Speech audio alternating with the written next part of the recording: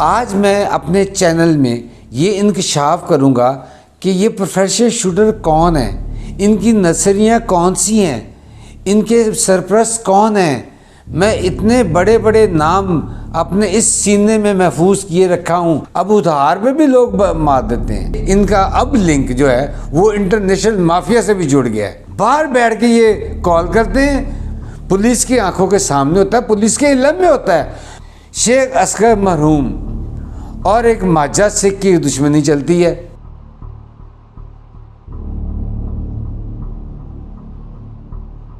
नाज़रीन, इस वक्त फिर प्रोफेशनल शूटर्स के हवाले से कत्लो गारत की बहुत सी खबरें आ रही हैं। आज मैं अपने चैनल में ये इंकशाफ करूँगा कि ये प्रोफेशनल शूटर कौन है, इनकी नर्सरियाँ कौन सी हैं, इनके सरपरस्त कौन हैं। मैं इतने बड़े बड़े नाम अपने इस सीने में महफूज किए रखा हूँ कि जब मैं आपको वो बताऊंगा, वो नाम बताऊंगा, इसी चैनल में बताऊंगा, तो आप हैरान रह जाएंगे कि ये इतना बड़ा गिरोह, इतना बड़ा इंटरनेशनल माफिया जिसमें यहाँ के लोग भी मुलव्वस है और वो सारे ये काम कर रहे हैं और लोगों का खून सड़कों पे बह रहा है, उनके बच्चे रो रहे हैं, उनकी बीवियाँ बैन कर रही हैं, हर तरफ बैन नोएं सिसकियाँ और आहें आए हैं। इससे पहले कि मैं आपको ये बता दूं कि इनके सरपरस्त कौन हैं, वो मैं लाजमी बताऊंगा जैसे कि मैंने कहा है, लेकिन उससे पहले मैं ये बताऊंगा कि ये जो क्रिमिनल्स हैं, जो शूटर्स हैं, जो शार्प शूटर्स हैं, ये कौन लोग हैं, ये कहाँ से आते हैं। पूरे मुल्क की ये सूरत हाल है कि ये सिलसिला शुरू होता है कि जब लोगों की रवायती दुश्मनी होती हैं या लूट मार होती है, तो उसमें बाज़ कात ये ऐसा हुआ, मेजॉरिटी केसेस जो मैंने देखे वो ये देखे कि बहुत मासूम और बहुत शरीफ घरों में, जिनके घर में खाने के लिए भी कुछ ना होता, वो बच्चे उनकी माएँ या उनके बाप या कोई और बड़े लेके उन बासल लोगों के पास आते कि हमारी मदद करने, और वो मदद करता उनकी, उन्हें कहता कि आपको भूखा नहीं मरने दूंगा। और मदद क्या होती, मदद के उसको क्राइम पे लगा दिया जाता, उसको प्रोफेशनल शूटर बना दिया जाता, उसको कहता कि उसकी किलिंग कराओ और तुम्हें कुछ भी नहीं होगा। यहाँ पुलिस से लेके हर आदमी साथ मिला होता था। इस तरह वो मासूम इनोसेंट बच्चे जिनके खेलने के दिन थे, वो इन बासत लोगों ने जराइम पेशा बना दिए। और हैरत की बात है कि इनका अब लिंक जो है वो इंटरनेशनल माफिया से भी जुड़ गया है। इंटरनेशनल माफिया से बाहर बैठ के ये कॉल करते हैं। स्पारी किलिंग जो कराची से में बहुत ज़्यादा चलती है और अब ये पूरे मुल्क में फैल चुकी है। वो बाहर पैसे दिए जाते हैं और यहाँ कोई ना कोई शूटर या किसी मुल्क में भी किसी को भी मार दिया जाता है। मुझे बताएं कि इस मुल्क में क्या कौन आदमी सेफ रहा है? क्या मोहतरमा बेनज़ीर भुट्टो प्रोफेशनल शूटर का शिकार नहीं हुई? क्या और लोग बड़े बड़े नाम लूँ, चौरी ज़हूर का नाम लूँ, मौलवी मुश्ताक का नाम लूँ और किस किस का नाम लूँ कि क्या वो शूटर वो प्रोफेशनल शूटर का शिकार नहीं हुए और आज तक हो रहे हैं? ये अलग बात है कि पुलिस जो है ना इन पे पर्दा डाल देती है और ये कहती है कि आपस की लड़ाई झगड़े का मामला है। शाहबाग में 2 ताजर जो है ना उनको गोलियां मार के मार दिया गया और जिनका आज तक पता नहीं चला। 6-7 दिन या 8 दिन पहले का वाक़या है। रात को ही नारकली में एक बड़े ताजर को गोलियां मार के मार दिया गया और ये कहा कि जी लड़ाई झगड़े का मामला है। ये कौन तय करेगा भाई कि पुलिस सही कह रही है? ये कौन तय करेगा? पुलिस तो कभी भी नहीं मानती, क्योंकि अगर ये चीज़ मान ली जाए कि प्रोफेशनल शूटर जो हैं वो ये वारदातें करते हैं तो पुलिस पे एक जिम्मेदारी बढ़ जाती है। मैं यहाँ ये कहूँगा कि हमें जाना होगा अब उन रिपोर्ट्स की तरफ जो हमारे खुफिया अदारों ने तैयार की हैं और इन्हीं रिपोर्ट्स की बुनियाद पर उन्होंने जो मुल्क से फ़रार हो चुके हैं, मेरी इत्तला के मुताबिक 300 से ज़्यादा जो लोग हैं वो या तो मुल्क से बाहर हैं या यहाँ के छुपे हुए पड़े हैं। लेकिन ये कि कोई ऐसी फहरिस्त बनी है, मैं ये अभी आपको चैनल पे साथ साथ दिखाई जा रही होगी और वो फहरिस्त है, उनमें नाम भी हैं कि जो बाहर बैठ के ऑपरेट कर रहे हैं। और अब फिर मैं अपने इसी पॉइंट पे आऊँगा, उसी मेन मुद्दे पे आऊँगा कि ये शूटर जो है ये गरीब लोग किस तरह बनते हैं।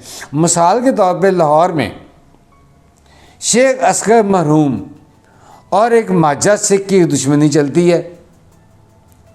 इस दुश्मनी में दोनों तरफ से मफरूर इख्तियारी और गरीब घरों के बच्चे हायर कर लिए जाते हैं और उनकी पूरी सरपरस्ती की जाती है। ये उनके काम करने के अलावा अपने अपने भी काम किए जाते हैं। उनको पता होता है कि पुलिस ने तो पकड़ना ही नहीं है, पुलिस की आंखों के सामने होता है, पुलिस के इल्म में होता है। मैं पाकिस्तान की हिस्ट्री की हर वो वारदात का बेनकाब कर सकता हूँ कि जो पुलिस के नॉलेज में थी और वो हुई, पुलिस को पहले से पता था वो हुई, या पुलिस को बाद में पता चला तो पुलिस ने कुछ नहीं किया। कोई वारदात किसी बासर आदमी के बगैर नहीं होती। मैं शेख असगर और मरहूम और माजा सिख की दुश्मनी के बारे में इन्होंने, शेख असगर ने रशीद उर्फ शीदी और उसके भाई और उसकी पूरी फैमिली को अपने साथ में लाया अपनी दुश्मनी का ख़ात्मा करने के लिए। उसके बाद लेटर ऑन वो इतना बड़ा डकैत बना कि मैं गवाह हूँ कि शेख असगर का तो मर्डर हो गया बाद में और बाकी सब सारा ख़ानदान ख़त्म हो गया। रेल असगर जब MNA था या MPA थे, वो राना मकबूल तब के जो SSP लाहौर थे उनके दफ्तर में बैठे मेरी आंखों के सामने उन्होंने कहा कि वो रशीद और शीदी से हाथ उठा लो वरना मेरी जॉब गई। आधा घंटा तकरार के बाद शेख साहब ने कहा कि ठीक है मैं हाथ उठा लेता हूँ। तीसरे दिन वो इनकाउंटर में मर गया। तो मैं क्या जानूँ कि उसकी नर्सरी कौन थी? उसकी नर्सरी थी शेख ग्रुप, किसी की नर्सरी होती है माजा ग्रुप, किसी की नर्सरी होती है चौधरी ग्रुप। मैं आपको बताऊं कि गुजरात में ये नौशहरा विरका और इन आबादियों में, पंजाब की इन आबादियों में क्यों इतने ज़्यादा क्रिमिनल हैं भाई?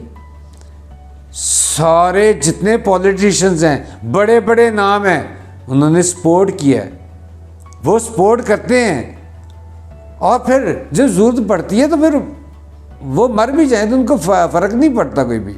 हैरानगी की बात यह है कि किसी भी शूटर को जो हायर करना कोई मुश्किल काम नहीं है। इतना बड़ा नेटवर्क बना हुआ है, इंटरनेशनल सिमें हैं और किसी भी शूटर से रब्ता किया जा सकता है और उसको पैसों की कमिटमेंट हो जाती है।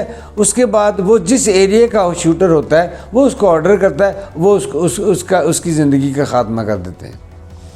तो इसमें ये मैं सुन के हैरान हो गया कि एक शख्स को गोलियां सीने में 10 गोलियां मार के शूटर ने मारा और उसके इन्वेस्टिगेशन करने वाले ने अभी चंद दिन पहले मुझे बताया। मैं हैरान हो गया।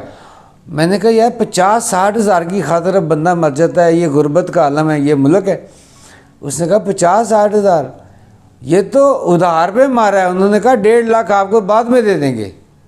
कहता जब हमें ये जब बात हुई तो समझ नहीं आई, अब उधार पे भी लोग मार देते हैं।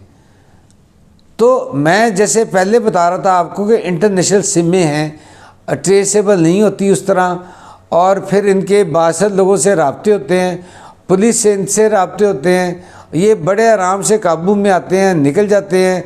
एक शख्स था जो जर्मन से आया, जर्मन से आगे उसने प्रेस क्लब के सामने रिक्शे में अपने भाई के कातिल को गोली मारी और चला गया। सुना वो अरबपति आदमी है, वो अरबपति आदमी है और वो इंटरनेशनल माफिया का रुकन बन चुका है।